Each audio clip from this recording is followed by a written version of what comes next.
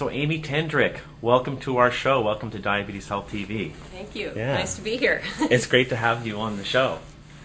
So I've seen your career and your fame just sort of shoot up like a rocket. Thank It seems you started a blog and then you got written in the Wall Street Journal. That's correct. Is that where your name really started to become well known? Well, I was only about 4 or 5 months into the blog when I was mentioned in the Wall Street Journal. So yes, that was a big boost in visibility and readership. But then it really just went up from there. The more people who found me, I found that people are so appreciative to have a fellow patient spilling her guts on the web, and I get an increasing number of emails from people just saying thank you for being out there and kind of putting your story out there. But I'm also a writer as well, a journalist, so I've written for Diabetes Health and other publications, and that's also helped kind of get my name out there. And I have a new book coming out as well, so hopefully that's going to help people with diabetes and help me, be part of this community and be the voice of the patient more so than I already am. So, is that your main goal? I think so. I think that there is sort of a lack of a true, advocacy voice for patients, the realistic one. We talked about some of the big advocacy organizations, and they have a role, but they also work very closely with the pharmaceutical companies, and then there's always the issue of not wanting to step on the toes of the companies that fund them and support them. So how critical are they really of new drugs, new products, marketing campaigns? And I feel like I'm representing that diabetic out there in the trenches, the real person out there saying, okay, well, this new product looks neat, but is it worth the out-of-pocket money, or is it really going to help me with my blood sugar control, or does this have the features that real people in real life with diabetes really need? I subscribe to Consumers Report, where if you want to buy a car or a dishwasher, they buy them independently and then test them all.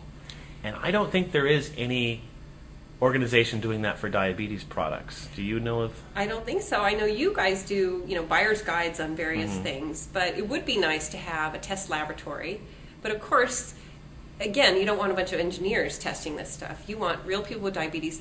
And the thing about diabetes products is that, it's one thing to test it in a clinical setting, but it's another thing when you go out and you're driving around, in my case, in my minivan with my children, and I'm running from one destination to another, and I'm eating on the run, and, is this product really conducive to the lifestyle that most of us have?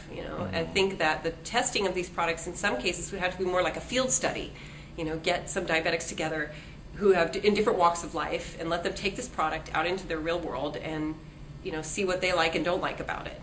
In a lot of cases that has to do with things like for pumps, shower patches, is it waterproof? Are the features too hard to fuss with? If it has a bolus wizard, is it something I can figure out, or is it just too much trouble, it's not even worth it?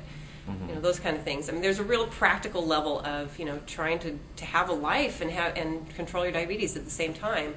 And in order to take advantage of all these great technologies, you shouldn't have to put your whole life aside and just do that.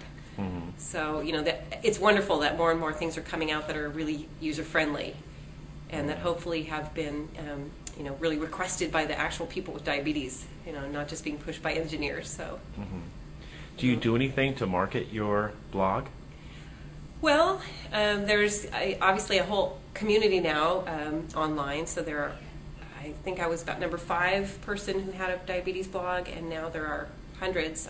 I think the latest count is 145 or so. So we interact with each other a lot. I've interacted with all the other diabetes websites that I can find, because I know we all reach sort of different segments of the community of people with diabetes. But I'm also, again, I'm writing for a number of newsletters now. I've been approached by a lot of organizations asking me to, submit articles and things like that. So obviously I always put my URL in there. I love it when people find me, because I'm also running a series, for example, called the Diabetic Partner Follies, where we're encouraging partners of people with diabetes to send in their stories about what it's like and, sort of best practices or some of their frustrations. And for your website? For my website, Diabetes and it's Mind? had very, very good response to that. And so, again, people can't take advantage of it if they don't know it exists, right? That's the Diabetes Partner Follies. It's called the Diabetes Partner Follies, and it's a series on my weblog. And I have a series of articles. Series of basically they're submissions by readers. So people send in a story and say, I'm a 38-year-old wife of a type 1 diabetic, and he has lows every night, and it's it's been really hard on us, or they just tell a funny instance, just anything people want to share. And interestingly, it was my husband, my partner, who came up with the idea and said, there's no place for the partners of diabetics to share their experiences, and you should welcome them to your website as well. So we gave it a try, and it's been hugely successful. So I try to post that at least once a week, but we have a section on the site with those stories, and that's been another way to reach out to more people affected by the disease. So that's great. I think that's very creative. When I was involved here in San Francisco, I helped put this conference on for the ADA, the American Diabetes Association.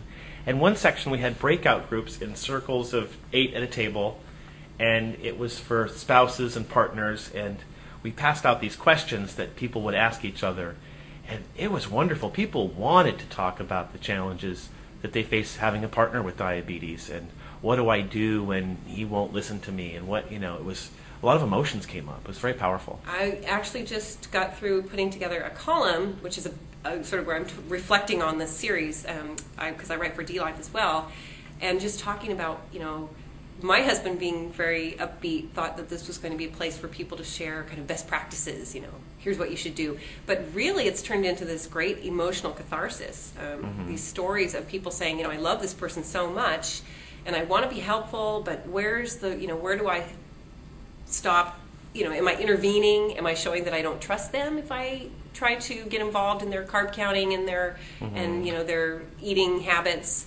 Or in a lot of cases, people who do try to have tight control have a lot of hypoglycemic events, and I had no idea how hard that is on partners.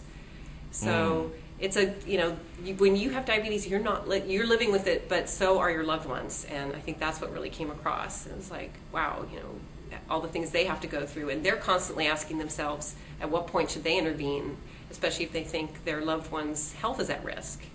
And of course, none of us with diabetes want to feel like we have the diabetes police around, questioning our actions, what we're eating. Absolutely. That was a big one. And I've actually had a few people write in about couples where both partners have diabetes, and they're disgruntled with the other person's care, or, one person's carelessly munching away on chocolate chip cookies while the other person is trying so hard to be diligent, and how frustrating that is. And again, at what point do you say, stop eating that?